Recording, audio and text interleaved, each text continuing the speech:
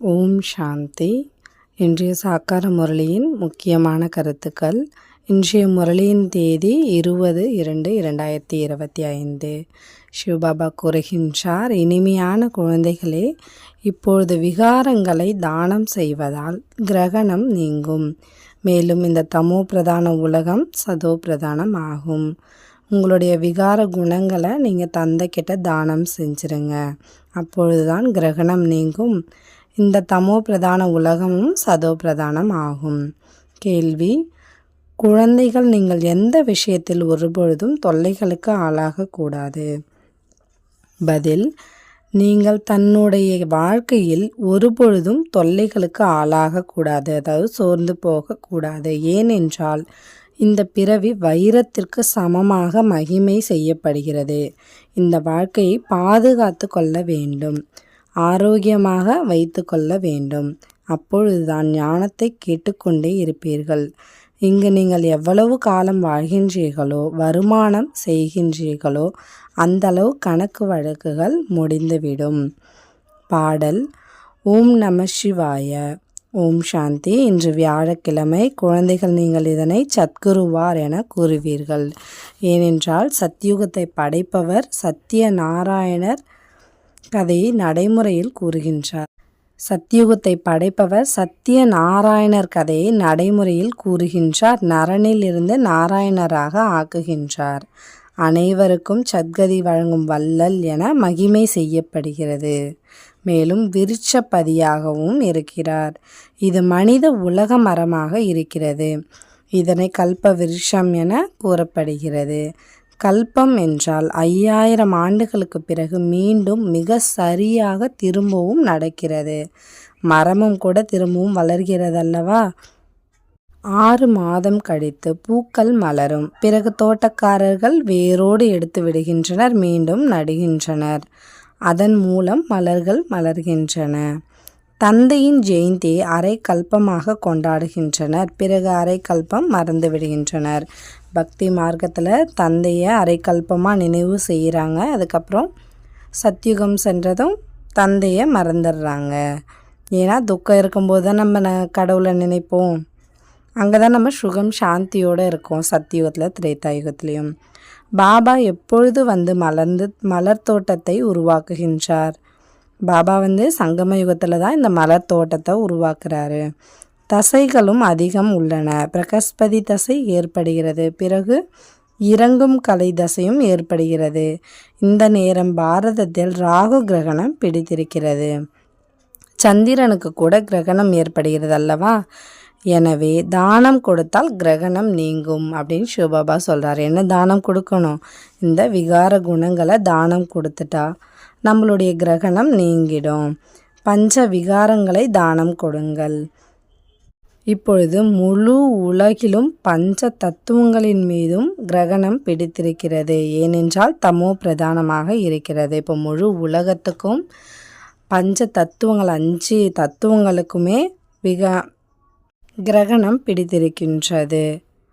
இப்பொழுது அனைத்து பொருளுமே முதல்ல எப்படி இருக்கும்? புதியதாக இருக்கும். பிறகு பழசாக ஆகிடும். எந்த ஒரு பொருளுமே வாங்கும்போது புதியதாக நல்ல தரமாக இருக்கும். நாட்களாக தரம் குறைஞ்சிரும். சிறிய குழந்தைகளை தமோ பிரதானமாக மகா ஆத்மாவாக கருதப்படுகிறது. ஏனென்றால் அவர்களிடம் பஞ்ச விகாரங்கள் இல்லை. பக்தியை சந்நியாசிகள் சிறுவயதில் செய்கின்றனர். ராம தீர்த்தர் கிருஷ்ணருடைய பூஜாரியாக இருந்தனர். சந்நியாசம் செய்த பிறகு பூஜை நின்றுவிட்டது. இவ்வுலகிற்கு தூய்மை வேண்டும் அல்லவா? பாரதம் முதலில் அனைத்தையும் விட தூய்மையாக இருந்தது. இந்த பாரதம் தான் முதல்ல அனைத்தையும் விட தூய்மையாக இருந்தது. எப்போது தேவதைகள் நேர் எதிரான வழியில் நடக்க ஆரம்பித்தார்களோ, அதன் பிறகு நிலநடுக்கம் ஏற்பட்ட பிறகு சொர்க்கத்தின் பொருட்கள், தங்க மாளிகைகள் போன்றவை அழிந்துவிட்டது. பிறகு புதியதாக உருவாகும். அழிவு அவசியம் ஏற்படும். ராவண ராஜ்யம் ஆரம்பமானது முதல் தொல்லைகள் ஏற்படுகின்றன. இந்த நேரம் அனைவரும் தூய்மையற்றவர்களாகிவிட்டனர். இந்த நேரம் ராவண ராஜ்யத்தில் அனைவரும் தூய்மையற்றவர்களாக இருக்காங்க. சத்யுகத்தில் தேவதைகள் ராஜ்யம் செய்தனர். அசுரர்களுக்கும் தேவதைகளுக்கும் இடையே சண்டை காட்டியுள்ளனர். ஆனால் தேவதைகள் சத்தியுகத்தில் இருந்தனர். அங்கு சண்டை எவ்வாறு ஏற்படும் அப்படின்னு நீங்கள் யோசிக்கணும். தேவதைகள் சத்தியுகத்தில் இருக்காங்க, அங்கே எப்படி சண்டை நடக்கும்? சங்கம யுகத்திலும் தேவதைகள் இல்லை. உங்களுடைய பெயர் பாண்டவர்கள். சங்கம யுகத்தில் தேவதைகள் கிடையாது. உங்களுடைய பெயர் என்னது? பாண்டவர்கள். பாண்டவர்களுக்கும் கௌரவர்களுக்கும் சண்டை ஏற்படுவதில்லை. இவையெல்லாம் கட்டுக்கதைகள். எவ்வளவு பெரிய மனித சிருஷ்டி மரமாக இருக்கிறது. இதில் எவ்வளவு இலைகள் கணக்கில்லாமல் இருக்கிறது. இதனை யாராவது கணக்கிட முடியுமா? எவ்வளவு இலைகள் இருக்குது, இதை யாராவது கணக்கு போட முடியுமா அப்படின்னு சிவபாபா கேட்குறாரு. சங்கம யுகத்தில் தேவதைகள் இல்லை. தந்தை வந்து ஆத்மாக்களுக்கு புரிய வைக்கின்றார். ஆத்மா இதனை கேட்டு தலையசைக்கின்றது. நான் ஆத்மா, பாபா நமக்கு கற்பிக்கின்றார். இதனை உறுதியாக நினைவில் கொள்ள வேண்டும். நீங்கள் ஆத்மா, அப்பா பரமாத்மா தான் வந்து இந்த ஆத்மாவுக்கு சொல்லி கொடுத்துட்ருக்காங்க அப்படின்றத நல்லா உறுதியாக நினைவில் வச்சுக்கணும். தந்தை நம்மை தூய்மை இல்லாத நிலையிலிருந்து தூய்மையாக ஆக்குகின்றார். நல்ல மற்றும் கெட்ட சமஸ்காரங்கள் ஆத்மாவில் மட்டுமே இருக்கிறதல்லவா? ஆத்மா தனது உடலின் வாய் மூலமாக பாபா நமக்கு படிப்பிக்கின்றார் என கூறுகிறது. எனக்கும் புரிய வைப்பதற்கு உடல் வேண்டும் என தந்தை கூறுகின்றார்.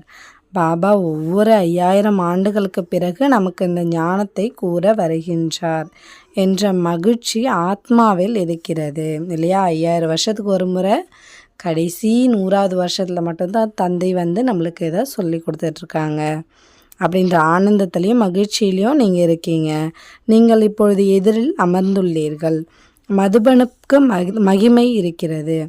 அவர்தான் ஆத்மாக்களின் தந்தையாக இருக்கின்றார் அல்லவா? அனைவரும் அவரை அழைக்கின்றனர். உங்களுக்கு இங்கு அவருக்கு முன்பாக அமர்ந்திருப்பதில் ஆனந்தம் ஏற்படுகிறது இல்லையா? அப்பாவுக்கு எதிரில் நம்ம இருக்கோன்ற ஆனந்தத்தில் இருக்கும். அனைவரும் இங்கு வந்திருக்க முடியாது. தன்னுடைய வேலை, சேவை இவற்றை கவனிக்க வேண்டும். ஆத்மாக்கள் கடலின் அருகில் வந்து தாரணை செய்து பிறகு சென்று மற்றவர்களுக்கு கூற வேண்டும். தந்தையிடம் வந்து இந்த ஞானம் கேட்டு தாரணை செஞ்சு மற்றவங்களுக்கும் இந்த ஞானத்தை நீங்கள் சொல்லணும். இல்லையெனில் மற்றவர்களுக்கு எப்படி நன்மை செய்ய முடியும்? யோகி மற்றும் ஞானி ஆத்மாக்களுக்கு மற்றவர்களுக்கு புரிய வைக்க வேண்டும் என்ற ஆர்வம் இருக்கிறது. யார் யோகி ஆத்மாவோ ஞானி ஆத்மாவோ அவங்களுக்கு தான் மற்றவங்களுக்கு புரிய வைக்கணும் அப்படின்ற ஆர்வம் இருக்குது அப்படின்னு சிவபாபா சொல்கிறாரு. சிவ ஜெயந்தி கொண்டாடப்படுகிறது அல்லவா? பகவான் வாக்கியம் கிருஷ்ணருக்காக பகவானின் வாக்கியம் என்று சொல்லப்படுவதில்லை. அவர் தெய்வீக குணங்கள் நிறைந்த மனிதர். தெய்வீக தர்மம் என அழைக்கப்படுகிறது. இப்பொழுது தேவி தேவதை தர்மம் இல்லை, படைக்கப்படுகின்றது. இப்பொழுது வந்து தேவி தேவதை தர்மம் வந்து இங்கே இல்லை, இனிமே தான் படைக்கப்படும். இப்பொழுது நீங்கள் தன்னை தேவி தேவதை தர்மத்தை சார்ந்தவர்கள் என கூற மாட்டீர்கள். இப்பொழுது நீங்கள் பிராமண தர்மத்தை சேர்ந்தவர்கள். தேவி தேவதை தர்மத்தை சேர்ந்தவர்களாக ஆகி கொண்டு இருக்கின்றீர்கள். தேவதைகளின் நிழல் கூட இந்த அழுக்கான உலகில் பட முடியாது. இங்கு தேவதைகள் வர முடியாது. உங்களுக்காக புதிய உலகம் வேண்டும். லக்ஷ்மி பூஜை செய்வதற்கு முன் வீட்டை எவ்வளவு சுத்தம் செய்கின்றனர். ஆக இந்த உலகம் எவ்வளவு சுத்தமாக வேண்டும்? முழு உலகமும் அழியத்தான் வேண்டும். லக்ஷ்மியிடம் மனிதர்கள் செல்வத்தை கேட்கின்றனர். தந்தை வந்து உங்கள்கிட்ட கேள்வி கேட்குறாரு, லக்ஷ்மி பெரியவரா அல்லது ஜெகதாம்பா பெரியவரா? அம்பாளுக்கு நிறைய கோவில்கள் உள்ளன. மனிதர்களுக்கு இதெல்லாம் தெரியாது. லக்ஷ்மியை சொர்க்கத்தின் எஜமானியாக மற்றும் ஜெகதாம்பாவை சரஸ்வதி தேவியாக கூறுகின்றனர்.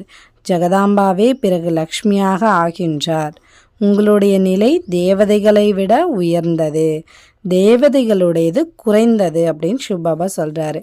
உயர்ந்ததிலும் உயர்ந்தது பிராமணர் குலம் அப்படின்னு சிவபாபா சொல்கிறாரு. நீங்கள் அனைவரை காட்டிலும் உயர்ந்தவர். சரஸ்வதி ஜெகதாம்பா என மகிமை செய்யப்படுகிறது. ஜெகதாம்பா சரஸ்வதி கிட்ட வந்து என்ன கிடைக்கிது அப்படின்னு கேட்டாங்கன்னா, உலக அரசாட்சி ஆகும். அங்கு நீங்கள் செல்வந்தராக இருப்பீர்கள். அங்கு உலக ராஜ்யம் கிடைக்கும். பிறகு நீங்கள் ஏழ்மையாயிடுவீங்க. அதுக்கப்புறம் பக்தி மார்க்கம் ஆரம்பமாகும். பிறகு லக்ஷ்மியை நினைவு செய்வார்கள். ஒவ்வொரு ஆண்டும் லக்ஷ்மிக்கு பூஜை செய்கின்றனர் இல்லையா? ஆண்டுக்கு ஒரு முறை லக்ஷ்மிக்கு பூஜை செய்கிறோம். ஆனால் எப்பொழுதும் பூஜை நடக்கிறது. ஜெகதாம்பாவுக்கு எப்பொழுதுமே பூஜை நடக்கிறது. எப்பொழுது வேண்டுமானாலும் ஜெகதாம்பா கோவிலுக்கு செல்வார்கள். ஜெகதாம்பாவை சந்திக்கவும் முடியும். லக்ஷ்மிக்கு ஆண்டுக்கு ஒரு முறை தான் பூஜை நடக்கும். ஆனால் ஜெகதாம்பாவுக்கு எப்பொழுதுமே பூஜை நடக்கும். தினமுமே பூஜை நடக்கும். லக்ஷ்மியிடம் செல்வத்தை மட்டுமே கேட்கின்றனர். ஜெகதாம்பாவிடம் நிறைய வேண்டுதல் செய்கின்றனர். எனவே அனைவரை காட்டிலும் உயர்ந்த அந்தஸ்து இப்பொழுது உங்களுடையது ஆகும் அப்படின்னு சிவபாபா சொல்கிறாரு. இப்பொழுது தந்தையிடம் குழந்தைகளாக நீங்கள் ஆகிவிட்டீர்கள். தந்தை பிராப்தியை கொடுத்து கொண்டு இருக்கின்றார். இப்பொழுது நீங்கள் ஈஸ்வரிய வம்சத்தில் இருக்கின்றீர்கள். பிறகு தெய்வீக வம்சத்திற்கு செல்வீர்கள்.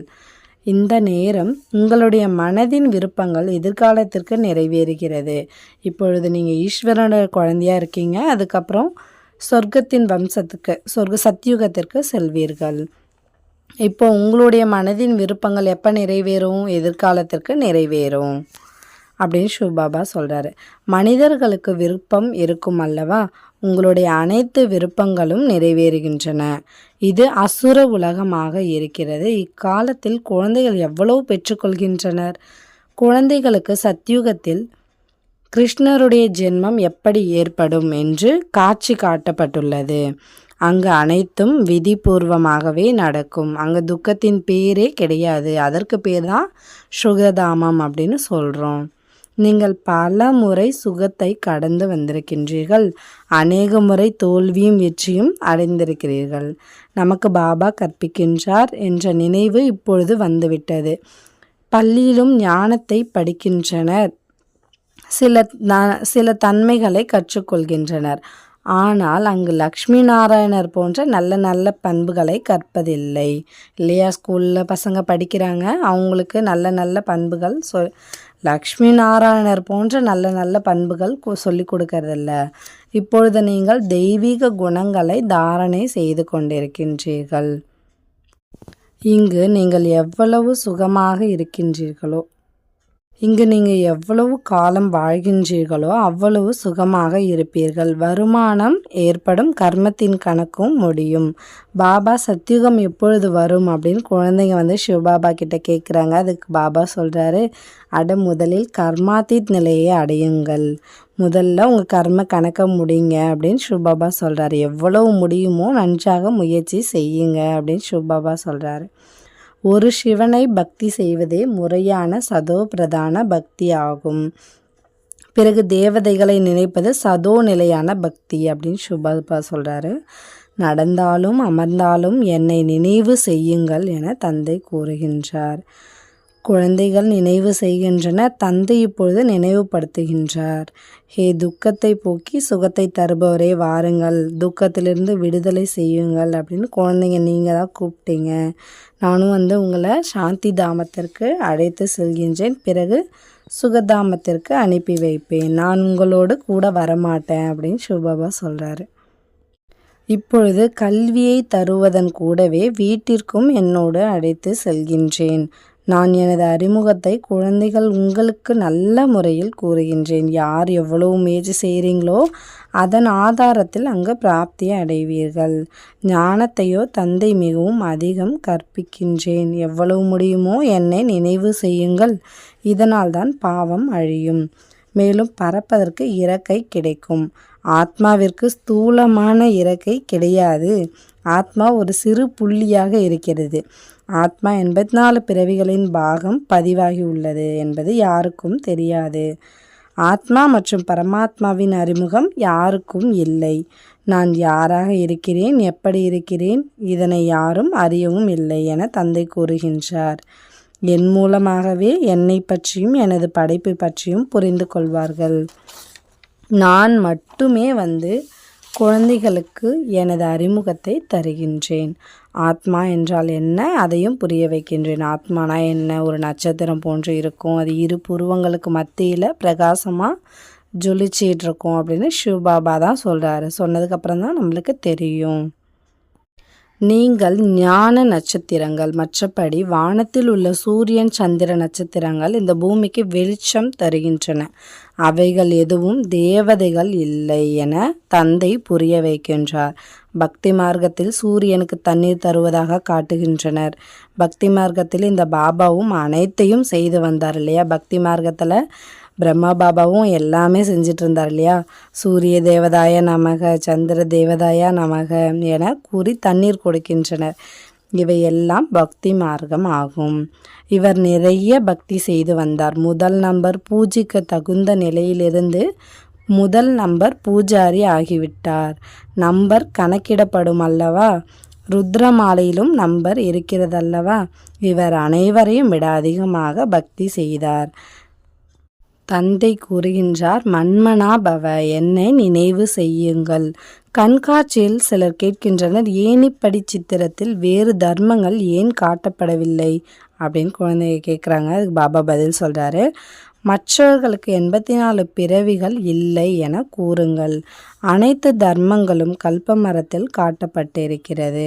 அதன் மூலம் நீங்கள் எத்தனை பிறவிகள் எடுப்போம் என கணக்கு பாருங்கள். ஏணிப்படியின் மூலமா நீங்கள் எத்தனை பிறவி எடுத்திருக்கீங்க அப்படின்ற கணக்கை மட்டும் பாருங்கள் அப்படின்னு சிவபாபா சொல்கிறாரு.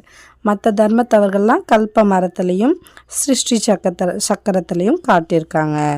அதன் மூலிமா நீங்கள் புரிய வைக்கலாம் அப்படின்னு சிவபாபா சொல்கிறாரு. 84 பிறவி சக்கரம் எவ்வாறு சுழல்கிறது என கூறுங்கள்.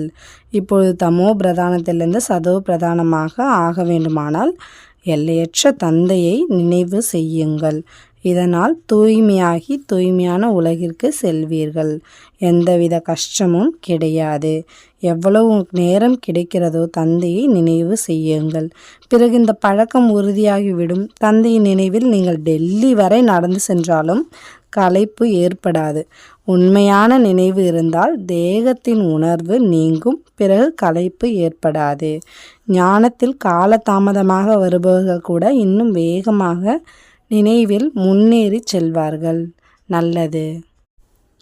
இனிமையிலும் இனிமையான தேடி கண்டெடுக்கப்பட்ட செல்ல குழந்தைகளுக்கு தாயும் தந்தையுமான பாப்தாதாவின் அன்பு நினைவுகள்.